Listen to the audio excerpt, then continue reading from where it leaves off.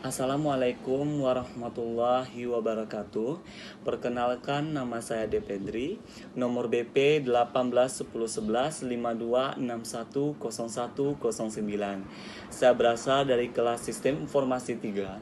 Saya berasal dari Fakultas Ilmu Komputer dan saya diberikan tugas oleh Ibu Erdisna Eskom Mkom selaku dosen pengampu mata kuliah Analisis dan Perancangan Sistem Informasi 2.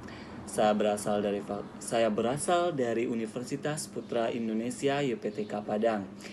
Saya diberikan tugas oleh Ibu Erdisna, di mana saya diberikan tugas untuk menjadi seorang digital entrepreneur dalam masa sekarang ini. Oleh karena itu, saya bermimpi menjadi seorang entrepreneur yang terkenal. Dan saya bermimpi menjadi seorang entrepreneur yang bisa membuka lapangan pekerjaan bagi masyarakat setempat dan yang lainnya. Oleh karena itu, awalnya saya menjual baju batik di mana saya bekerja sama dengan pengrajin batik yang ada di Payakumbuh, dan saya juga bekerja sama dengan pengrajin batik di Pekalongan. Jadi setelah itu saya juga menggunakan sistem informasi penjualan dan berikutnya saya akan menjelaskan tentang revolusi industri 4.0. Sebelum itu, apa sih yang dimaksud dengan revolusi 4.0? Oleh karena itu, revolusi industri 4.0 yaitu menerapkan konsep otomatisasi yang dilakukan oleh mesin tanpa memerlukan tenaga manusia dalam mengaplikasikannya, di mana hal tersebut merupakan hal vital yang dibutuhkan oleh para pelaku industri demi efisiensi waktu, tenaga kerja, dan biaya. Hal apa saja sih yang melatar belakangi terjadinya revolusi industri 4.0? Yang pertama yaitu terjadinya di Inggris dianggap kaya akan bahan tambang, sehingga seperti batu bara, biji besi, sehingga memunculkan revolusi industri. Berikutnya yaitu munculnya arus urbanisasi yang disebabkan oleh revolusi agraria di perdesaan, sehingga mendorong pemerintahan Inggris supaya membuka industri yang lebih banyak agar bisa menampung mereka. Oleh karena itu, kenapa saya ingin menjadi seorang entrepreneur? Yaitu ingin menciptakan lapangan pekerjaan bagi masyarakat setempat.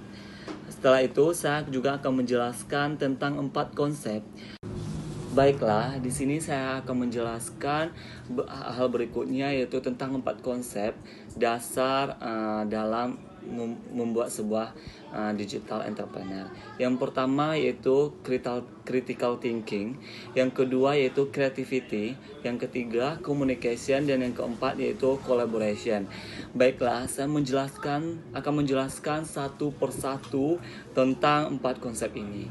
Yang pertama yaitu communication, di mana communication atau komunikasi adalah sebuah kegiatan mentransfer sebuah informasi baik secara lisan maupun secara tulisan, di mana tidak semua orang mampu melakukan komunikasi dengan baik. Terkadang ada orang yang mampu menyampaikan semua informasi secara lisan tetapi belum mampu secara tulisan ataupun sebaliknya.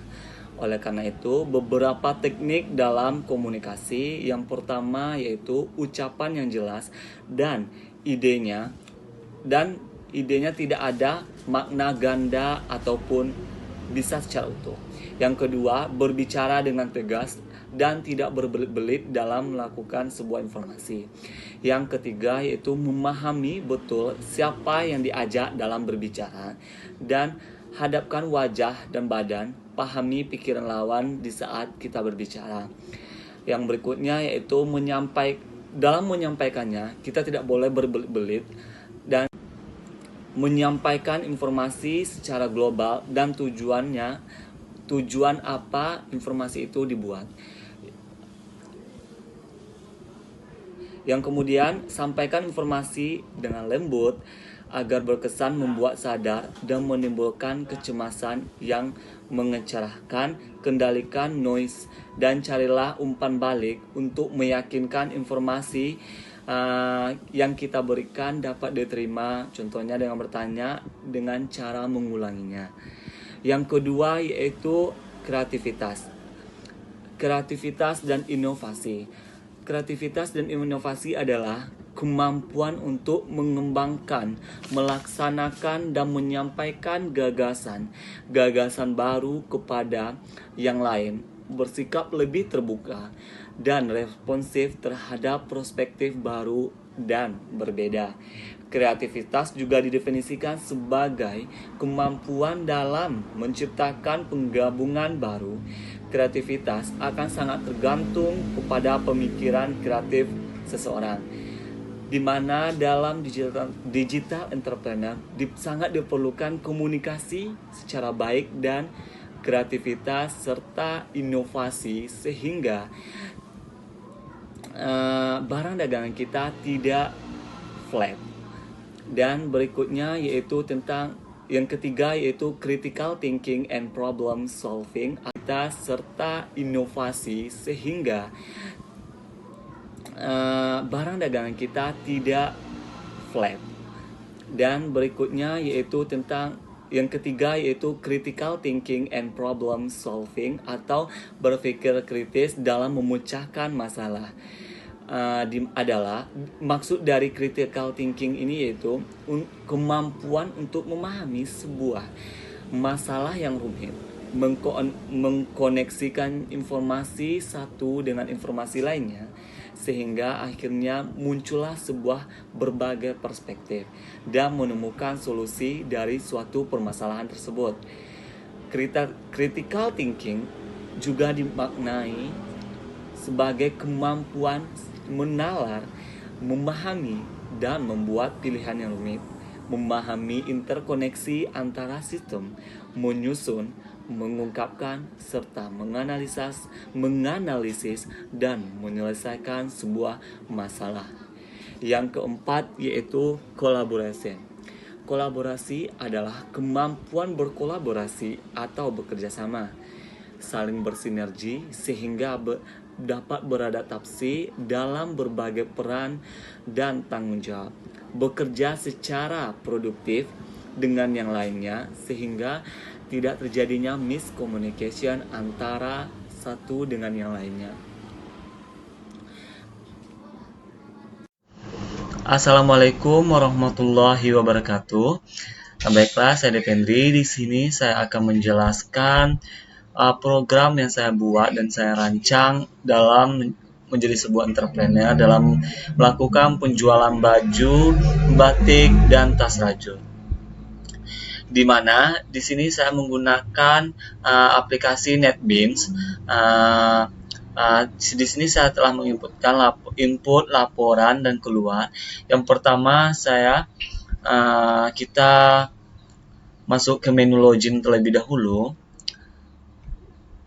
Kita jalankan home loginnya, username-nya admin, passwordnya 123, maka login berhasil dan welcome user admin. Oke.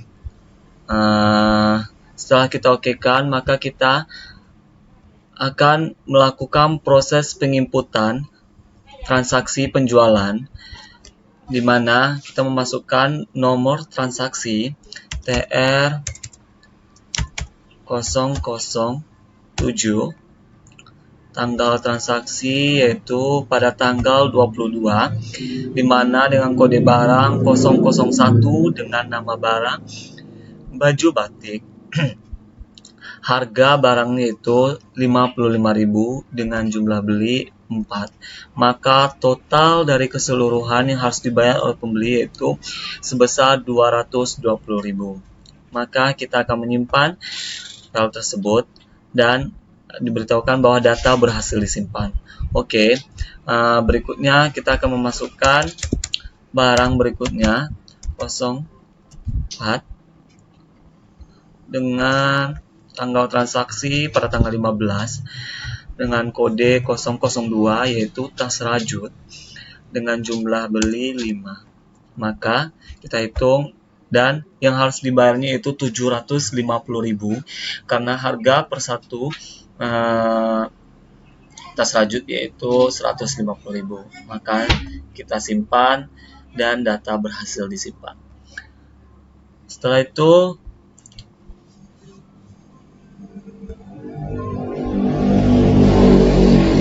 kita masuk ke informasi penjualan. Jadi di mana kita jalankan terlebih dahulu.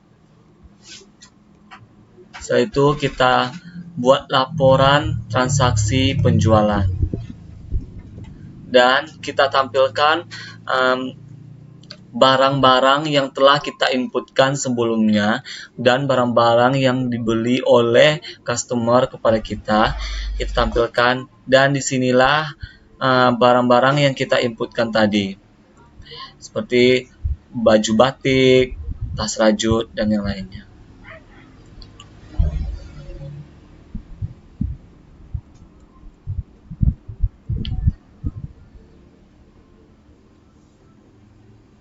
Baiklah, setelah masuk ke laporan yang kita buat, maka kita akan masuk ke menu register. Maka kita akan meregister daftar nama pembeli. Nama depannya itu Nanda, nama belakangnya yaitu Aparadita, password 123456. Masukkan ulang password dengan tanggal lahir, alamatnya itu Padang Panjang. Maka kita register dan berikut data berhasil diregister. Inilah beberapa program saya tentang sistem penjualan baju batik dan tas rajut. Sekian dari hasil program saya. Saya ucapkan terima kasih. Assalamualaikum warahmatullahi wabarakatuh. Demikianlah hasil presentasi dari tugas saya. Di sini saya semoga saya menjadi digital entrepreneur yang bisa bermanfaat bagi masyarakat dan dapat menciptakan lapangan pekerjaan sehingga terjadinya pengurangan angka pengangguran di Indonesia pada saat sekarang ini. Sekian saya ucapkan terima kasih. Assalamualaikum warahmatullahi wabarakatuh.